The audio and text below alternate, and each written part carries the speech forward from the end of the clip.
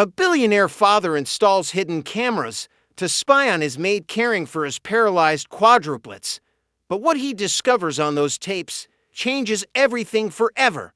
Before we begin, don't forget to subscribe and turn on the notification bell so you never miss another emotional story that touches the heart. Sun rose softly over Manhattan, brushing gold across the skyline and spilling through the glass walls of a mansion that felt more like a museum than a home. Inside that mansion lived Richard Miller, one of New York's most successful billionaires, and perhaps its loneliest man.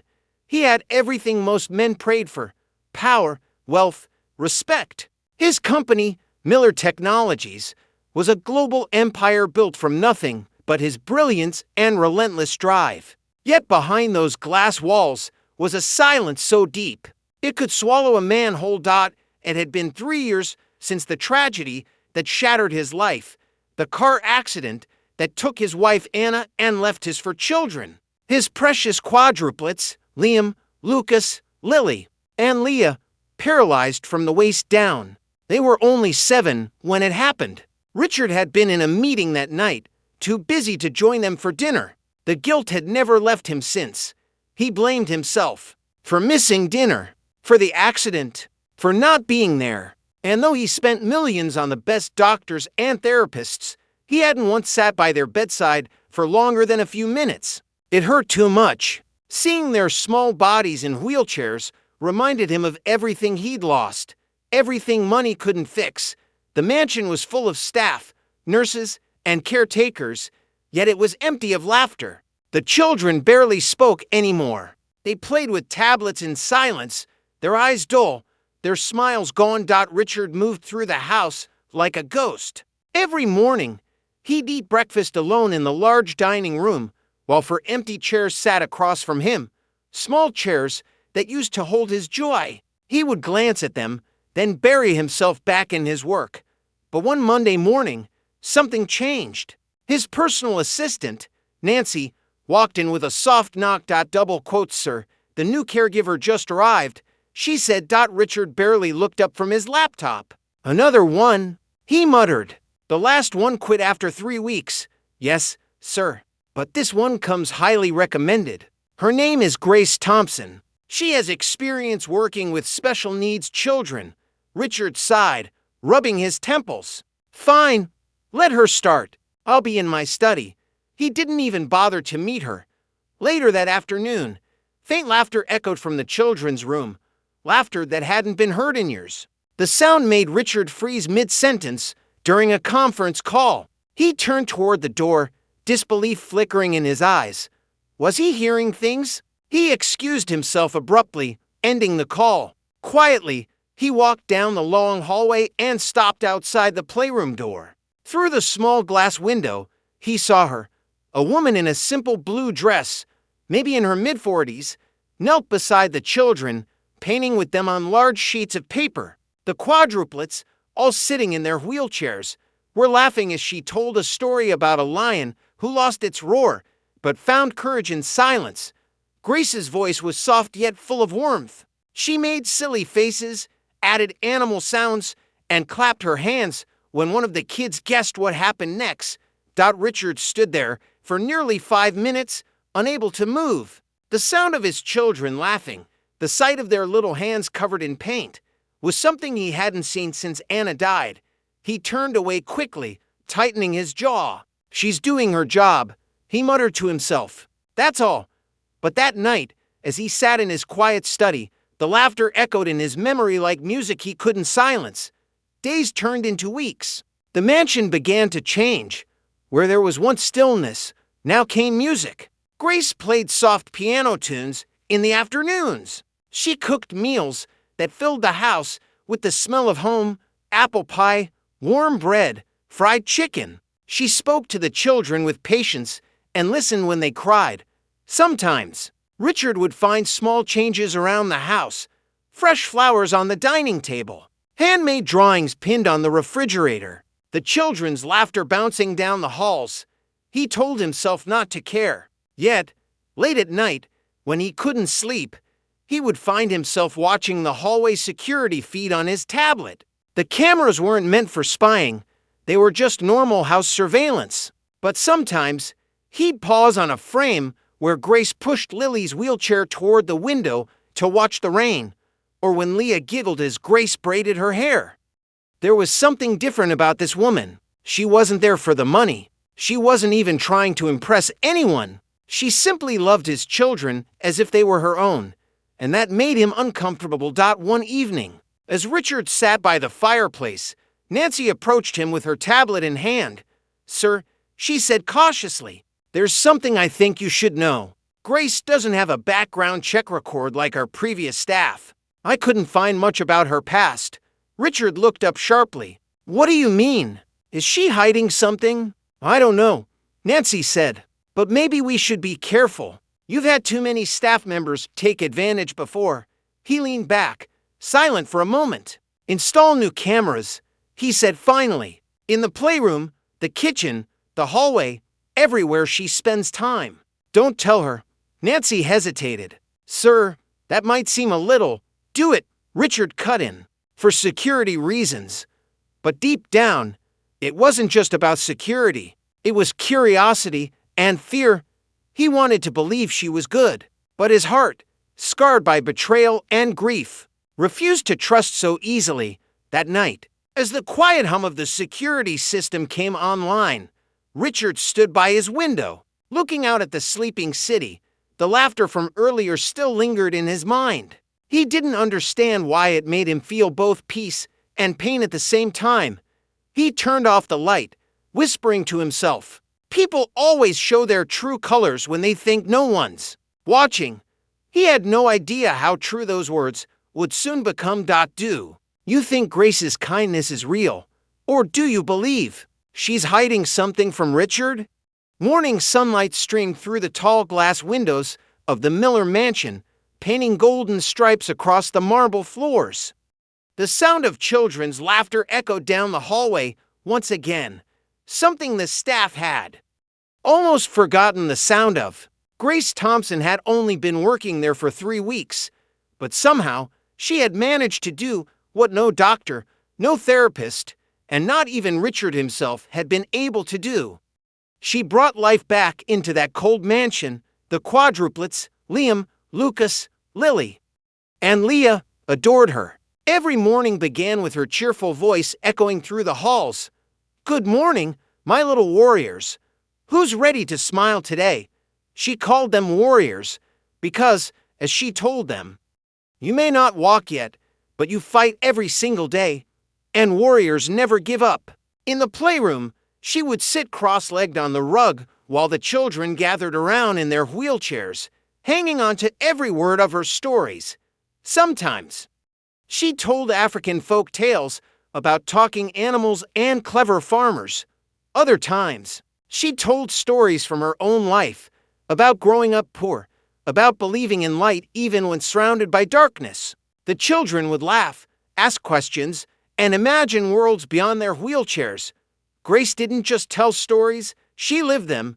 She made small victories feel big. When Lily managed to move her hand slightly during therapy, Grace clapped like she'd won a gold medal. When Lucas solved the puzzle, she lifted his chin and told him, "See, you can do anything." The mansion began to breathe again. Richard noticed the changes from a distance. He still kept to his study most days, buried in meetings and numbers. But every now and then, a sound, a giggle, a song, or even the faint smell of pancakes would drift into his quiet office. At first, it annoyed him. He wasn't used to noise. But gradually, that annoyance turned into curiosity. One afternoon, he walked into the kitchen. Something he rarely did. He froze when he saw what was happening inside. Grace was standing by the counter, wearing an apron dusted with flour, while the quadruplets sat nearby at the table, laughing. Their faces messy with chocolate. They were decorating cupcakes. Leah smeared icing on Lucas's nose. Lily laughed so hard that her wheelchair rolled back slightly. Liam, the quietest of the four, was grinning, actually grinning. And Grace? She was right there with them, her smile wide, her laughter ringing like music. Richard stood in the doorway for a long time, watching. He hadn't seen that kind of happiness in years. For a moment, he almost smiled, but then his expression hardened. He turned away silently, retreating before anyone could notice him. That night, after everyone had gone to bed, Richard sat in his study, scrolling through the live security feed. He had installed new cameras, discreet, hidden ones, in the playroom, the hall, even the kitchen. He told himself it was for security reasons. But deep down, he wanted to see for himself what this woman was really doing. Was she genuine? Or was she putting on a show for money? He clicked on the camera view for the children's room. Grace was still there. It was almost midnight. The lights were dim, and soft piano music played in the background. She was sitting beside Lily's bed, reading from a storybook. When she finished the story, she leaned closer and whispered, "You're all stronger than you know. God hasn't forgotten you." Then she kissed Lily gently on the forehead, whispered a short prayer, and turned off the lamp. Richard watched, his heart strangely heavy. He clicked over to another camera, the hallway one. Grace walked slowly toward her small room near the back of the mansion. She didn't know the cameras were there. She paused by the wall where a picture of Richard and his wife, Anna, still hung. She touched the frame softly and whispered, "You raised beautiful children." Then she walked away. Richard sat back in his chair, his throat tightening. For years, people had spoken to him only about business, deals, and power. No one had ever spoken to the memory of his wife.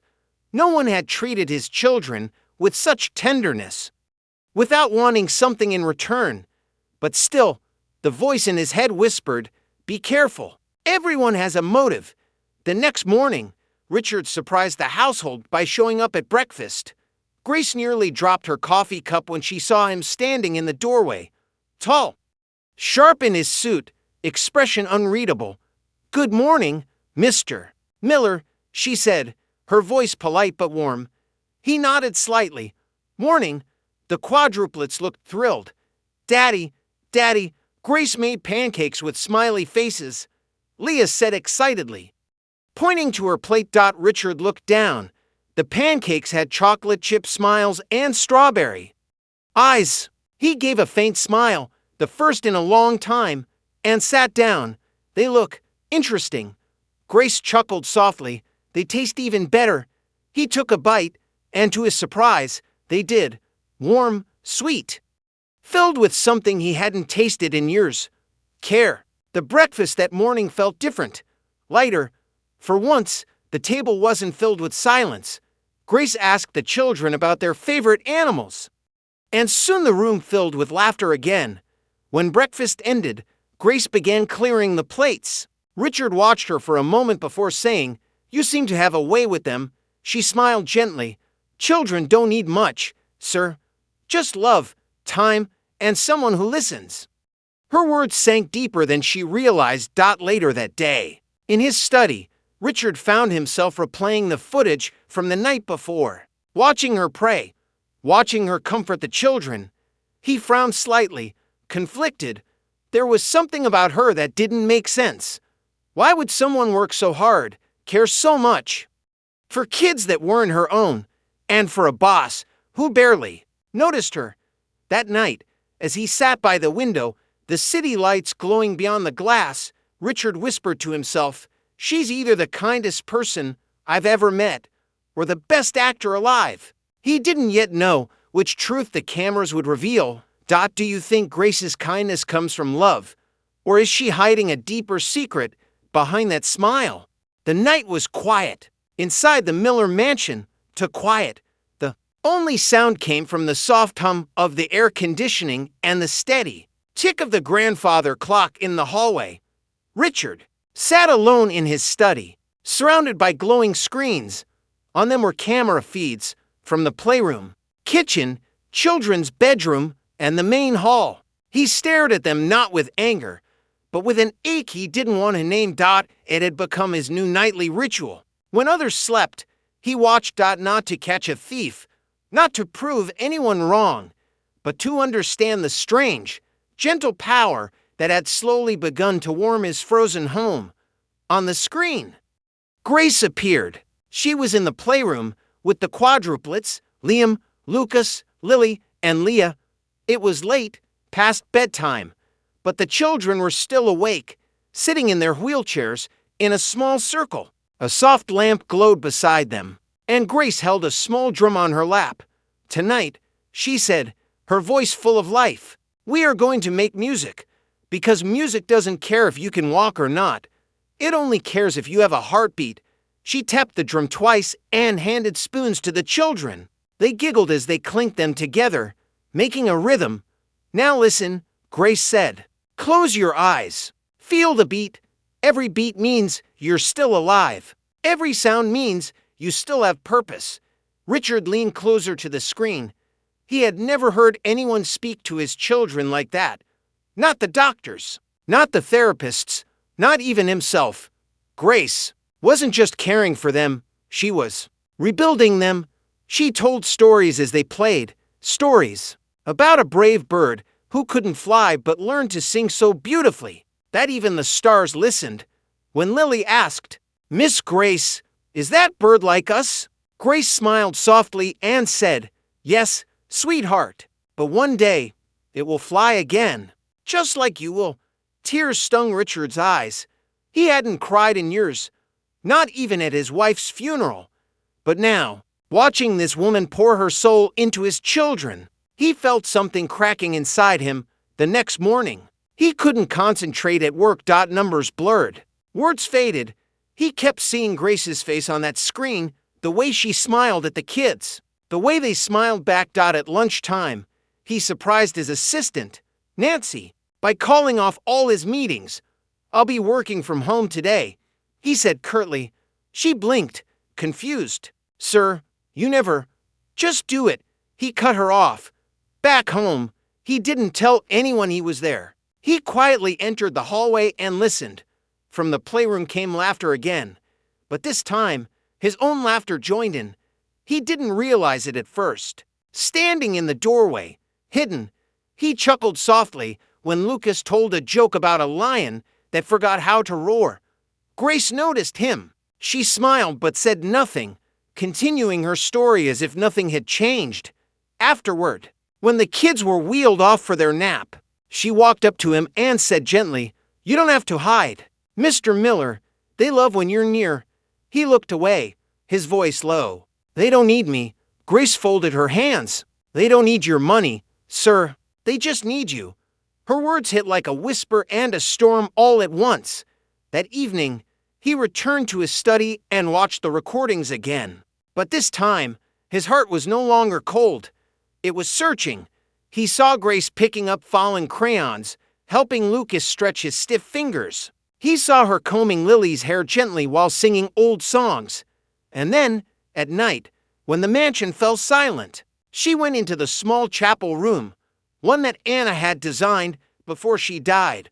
Grace knelt there alone, eyes closed. "Dear God," she whispered softly, her voice trembling, "thank you for today. Thank you for these children. And please, give their father peace. He's hurting, even if he hides it." Richard froze. She prayed for him, not knowing he was watching, not asking for anything for herself. He leaned back in his chair, heart pounding. For the first time, the cameras didn't feel like a tool of control. They felt like a window into something pure, something sacred. But the next night, something unexpected happened. Around midnight, he saw Grace enter the children's room again. She didn't turn on the lights. She simply walked from bed to bed, adjusting blankets and kissing their foreheads. Then she sat down by Liam's bed and whispered softly, "I know it hurts sometimes, but you are not alone, and your daddy loves you, even when he doesn't know how to show it." Richard's lips parted. He whispered back to the empty room, "You don't know what you're saying." But deep down, she did, because Grace had seen something in him, the same pain she carried in herself. Days turned into weeks. The cameras captured countless quiet moments, Grace teaching Leah to paint with her mouth, Lily reading aloud to Lucas, Liam trying to move his leg a little more each day, and Richard, once the ghost of the house, began appearing more often. He watched the lessons, joined them for dinner occasionally, and even smiled when the kids showed him drawings they made. The ice around his heart began to melt. Yet one thing kept gnawing at him: Grace's past. She was kind, yes. Gentle, yes. But who was she really? Why did she take this job? Why did her eyes sometimes look like she was hiding a world of pain? That night, Richard sat staring at the screens again, frowning. He zoomed in on the kitchen feed. Grace was sitting alone at the table, holding her phone and staring at a picture. A small girl in a hospital gown, smiling weakly. Grace's expression softened with love and sorrow. Then she whispered, "Hold on, baby. Mommy's doing her best." Richard's eyes widened. A daughter? He leaned forward, heart racing. For the first time, he realized Grace had her own battles. He turned off the screen, leaned back in his chair, and whispered, "Who are you, Grace Thompson? Would you still give your heart to help others, even when your own life is falling apart?" The sun rose softly over the Miller estate, spreading gold light across the manicured lawns and quiet driveways. But inside the mansion, the warmth that filled the air wasn't from the morning. It was from laughter. Grace was at the breakfast table with the quadruplets. Liam tried to scoop cereal with shaky hands, milk spilled, and the room erupted in giggles. "Don't worry," Grace said kindly, wiping it with a towel. "Messy hands are proof you're trying." Richard stood at the door, watching. The sound of joy, genuine, unfiltered joy, made his chest ache. He had built this mansion to keep his family safe, yet for years it had felt like a prison. Grace had somehow turned it into a home again. But the image of her crying over that photo haunted him. Who was that child? What secret pain was she hiding behind her calm smile? That afternoon, Richard called his security officer, Henry. "Find out everything about our maid," he said quietly. Henry frowned. "You think she's done something wrong, sir?" Richard hesitated. "No, I just want to understand her better." Hours later, a file lay on his desk. He opened it, and what he read nearly stopped his heart. Grace Thompson, to 9. Single mother. Her daughter, Mia Thompson, age 7, deceased 2 years ago after a rare neuromuscular disease, the same disease that had left Richard's quadruplets paralyzed. His breath caught. She had walked this same road. Before the sleepless nights, the hospital halls, the helpless prayers. And yet, she still smiled. He rubbed his temples, whispering to himself, "So that's why she knows exactly what to say to them." The file also revealed that Grace had once worked as a pediatric nurse. After her daughter's passing, she quit her job and volunteered at rehabilitation centers for disabled children before joining the Miller's household. Richard leaned back in his chair, overwhelmed. All this time, he thought he had hired a maid, but what he had really welcomed into his home was a wounded angel. Someone who carried pain so deep that helping others was her way of healing. That evening, as the sky darkened, Richard decided to speak to her. He found her sitting on the back porch, reading a storybook while the children slept. "Grace," he said softly. She turned, surprised. "Mr. Miller, I didn't see you there." He gestured for her to sit. "I found out about Mia." Grace froze. Her fingers tightened around the book. I'm sorry, sir. I didn't mean to hide anything. I just didn't want my past to." "You don't have to apologize," Richard interrupted gently. "I should be the one saying sorry." Grace looked confused. "For what?" "For judging you. For watching you through cameras like some kind of coward. For not realizing that you've been carrying something even heavier than me." Her eyes glistened. She looked down at her hands, voice trembling. "When Mia passed away, I lost myself, Mr. Miller. Every morning, I'd wake up and hear her laugh echo in my head. I thought I'd never be whole again. But when I saw your children, their eyes, their strength, it felt like God was giving me another chance to love her through them." Richard swallowed hard. "Grace, I don't deserve that kind of grace." She gave a small smile. Maybe that's why my name is what it is." They both laughed softly through tears. From that day on, everything changed. Richard stopped hiding. He joined Grace in daily care, helping the kids eat, reading to them at night, even learning how to operate their wheelchairs. The cameras that once spied now became tools for recording memories. The mansion that once echoed with silence now hummed with life, music, laughter, and prayers. But Grace's health began to waver. She brushed it off as exhaustion, but her pale face and slow steps told another story. One afternoon, after helping Leah practice her painting, Grace nearly collapsed. Richard caught her just in time. "Grace!" he exclaimed, helping her to the couch. "What's wrong?" She smiled weakly. "It's nothing, sir. Just a little dizzy." But he didn't believe her. He called the family doctor immediately. The diagnosis hit like thunder. Grace's heart was failing. That night, as rain fell outside, Richard sat beside her hospital bed. "Why didn't you tell me?" he asked, his voice breaking. She looked at him with tired eyes. "Because I didn't want pity.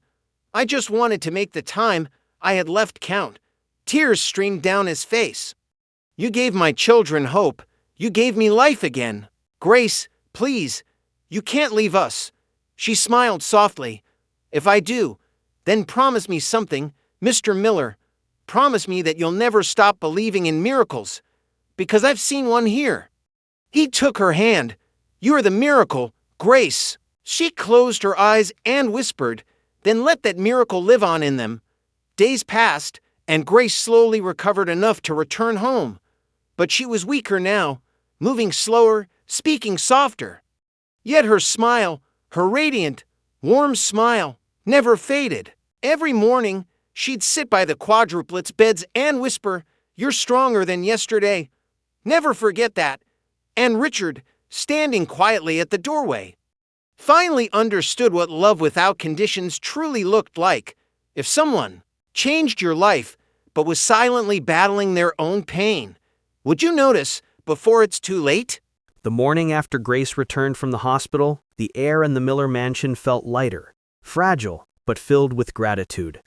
The quadruplets had made a welcome home banner using finger paints, smearing bright colors across a long sheet of paper. When Grace walked into the living room and saw it, she gasped softly. "Oh my goodness! Did you all make this for me?" Liam grinned, his little hands trembling as he held a brush. "We wanted to make you smile again." Grace crouched beside them, tears pooling in her eyes. "Oh, you already have, sweetheart. You already have." Richard stood a few feet away, arms crossed but lips curved upward. For the first time in years, he felt peace. His mansion wasn't cold anymore. It was full of love, full of life. But that peace was short-lived. As the weeks passed, Grace's energy continued to fade. Her steps grew slower, her breathing shallower. Sometimes she would quietly excuse herself to rest in her room. Other times, Richard found her sitting in the small chapel, praying silently with her hand over her heart. One evening, as the golden Texas sun dipped below the horizon, Richard entered the chapel and found her there again. "You're praying too much lately," he said softly. Grace smiled faintly. "Maybe I just have a lot to thank God for." He walked closer and sat beside her. "Grace, if you ever need anything, anything at all, promise me you'll tell me." She turned to him, her eyes tired but kind. "I already have everything I need, Mr. Miller. I have a home again, I have laughter, I have family." He hesitated, voice trembling. "And do you have love?" Grace looked away, her cheeks flushing slightly. "Love isn't something I expected to find again," she said quietly. "But sometimes love finds us when we're too broken to go looking for it." Richard swallowed hard, emotion welling in his chest. That maybe it already has. Grace didn't reply, but the silence that followed was enough, a silence that spoke of things too deep for words. Days turned into weeks, and something miraculous began to happen. The quadruplets, once paralyzed from the waist down, started to show signs of improvement. It began with small things, like Liam's toes twitching, Leah's fingers gripping a crayon tighter than before. Doctors were baffled. Physical therapists couldn't explain it. But Grace wasn't surprised. She said, "It's because they believe again," as she helped Lucas try to move his legs. The body listens when the heart has hope. And she was right. By the end of the month, Lucas could lift his arm higher. Leah could push her wheelchair a few feet on her own. Leah even managed to take 2 steps with support before collapsing into laughter. The house erupted with joy. Richard gathered everyone in the living room and said, "We're celebrating tonight because miracles do happen, and they live right here in this family." Grace tried to laugh, but she suddenly winced, clutching her chest. "Grace!" he shouted, rushing to her side. Her breath came in short, sharp gasps. "I'm fine, just dizzy," she murmured. But Richard wasn't convinced. He carried her upstairs himself, laying her gently on her bed. "Rest," he said firmly. "No chores, no prayers, no teaching, just rest." Grace smiled weakly. "You sound just like Mia when she used to scold me." He brushed her hair from her face. "And how did that end?" She whispered faintly, "With her hugging me and saying, 'Mommy, don't ever stop smiling.'" Tears filled his eyes. "Then promise me the same, Grace. Don't ever stop smiling." She smiled faintly. "I'll try." That night, as the mansion slept, Richard couldn't rest. He sat in his study again, watching the security feed. But this time, he wasn't looking for mistakes or secrets. He was looking for memories, the laughter, the lessons, the love that Grace had brought into their lives. One by one, he replayed footage. Grace teaching Leah to paint, reading bedtime stories to the kids, whispering prayers when she thought no one could hear. And then a new recording caught his attention. Footage from earlier that day. Grace was alone in the playroom, setting up an artboard for the children. She paused, touched her chest, and whispered, "Lord, if my time is short, please let me see them walk. Just once. That's all I ask." Richard's hand trembled as he paused the video. He leaned back in his chair, eyes wet. "She's given everything, everything," he whispered. The next morning, he gathered the children. "Today," he said, smiling gently, "we're going to surprise Ms. Grace." They worked together, decorating her room with ribbons, flowers, and drawings. Each one read, "Thank you for believing in us." When Grace woke up and saw it, her face lit up like sunrise. "Oh, my babies," she whispered, her voice cracking. Liam grinned. "We did it all for you, Miss Grace." She reached out, her hand trembling. "No, my loves, you did it for yourselves." Then, without warning, Leah stood up. For the first time, unaided. Everyone froze. Grace gasped, her hands flying to her mouth as tears streamed down her cheeks. "Leah, you're walking!" Leah laughed through tears, wobbling as Richard rushed to steady her. "Miss Grace said if I believe, my legs will listen to my heart." Richard turned to Grace, voice breaking. "You see? You did this. You made the impossible happen." Grace shook her head gently. "No, sir. Love did." She looked at the children, her eyes glistening.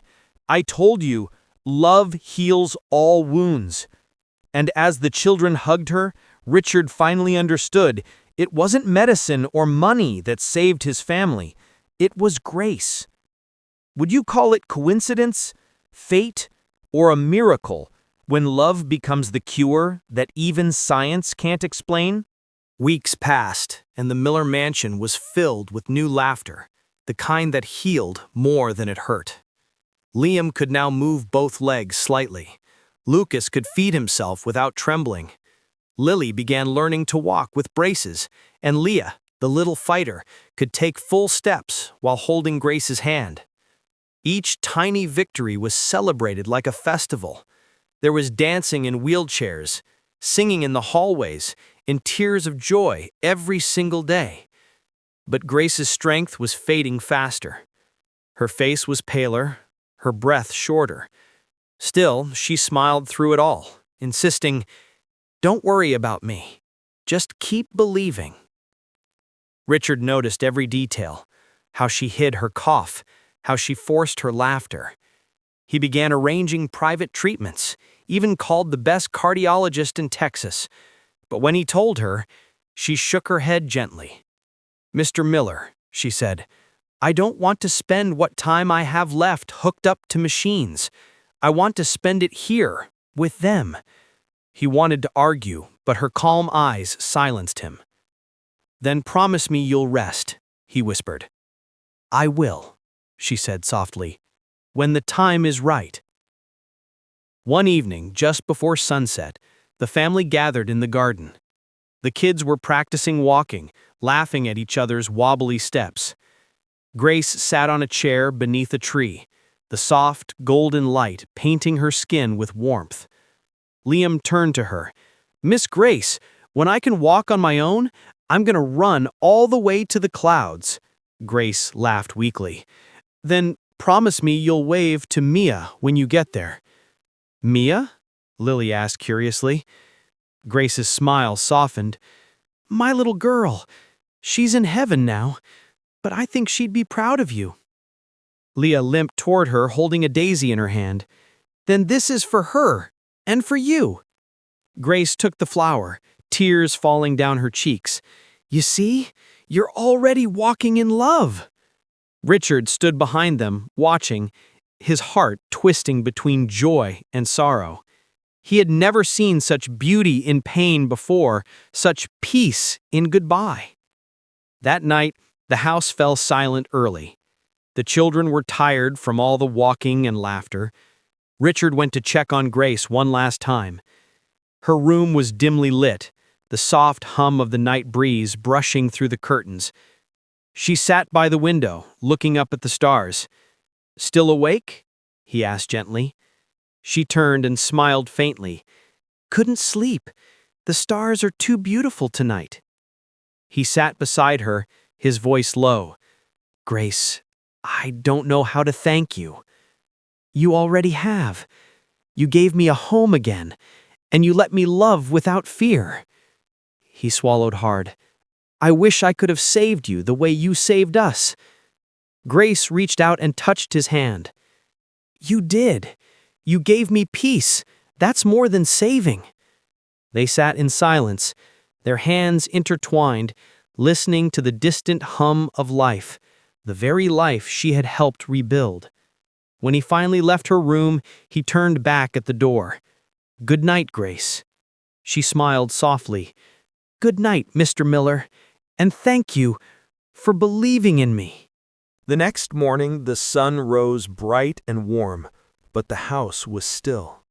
Richard knocked on her door gently. No answer. He opened it slowly and found her sitting exactly where she had been, by the window, her hands folded around the daisy Leah had given her, her lips curved into a peaceful smile. Grace was gone. A soft gasp escaped him as he fell to his knees. "No!" he whispered, voice breaking. "Grace!" The children found him there, holding her hands, tears streaming down his face. Lily asked, "Is she sleeping, Daddy?" Richard shook his head, unable to speak. Leah, the bravest of them all, whispered through trembling lips, "She's walking with Mia now, isn't she?" Richard nodded slowly. "Yes, sweetheart. She's walking where there's no more pain." The mansion wept that day. But even in grief, there was a strange kind of peace because Grace hadn't left them empty. She had left them full. Months later, the Miller mansion looked different. The children's wheelchairs had been replaced with walking aids and braces. The hallways that once echoed with loneliness were now filled with music and laughter. And at the heart of it all was a new name carved into the marble wall of the foundation Richard started in her honor, the Grace Thompson Foundation for for children who believe in miracles. Richard spoke at the opening ceremony, his voice steady but soft. "She came to us as a maid," he said, looking at the crowd, "but she left as a mother, a healer, and an angel. Grace taught me that love doesn't need perfection, only intention. She showed us that sometimes the most broken souls are the ones sent to fix others." The audience wiped tears. The children, standing beside him, smiled proudly, each holding a white daisy, Grace's favorite flower. Then Leah stepped forward to speak, her voice pure and strong. "Miss Grace told us that love makes you strong even when you can't move, and she was right, because we can walk now. But it's not just our legs that work, it's our hearts." The crowd erupted in applause, and Richard looked up at the sky, whispering, "You did it, Grace. You made us whole." That evening, when the mansion grew quiet again, he went to the garden where Grace used to sit. The wind rustled gently through the trees, carrying the faint scent of daisies. He placed a single flower on her favorite chair and said softly, "Thank you for teaching me what real wealth is. It's not money. It's love." As the sun set behind the horizon, a warm light bathed the garden. And for a brief, breathtaking moment, Richard could swear he saw a shadow, a woman in white, smiling peacefully as she walked hand in hand with a little girl. Moral of the story: true wealth is not in riches, but in the hearts we heal and the love we give. Miracles begin where compassion lives. If love could heal every wound, would you choose to love, even knowing it might one day break your heart?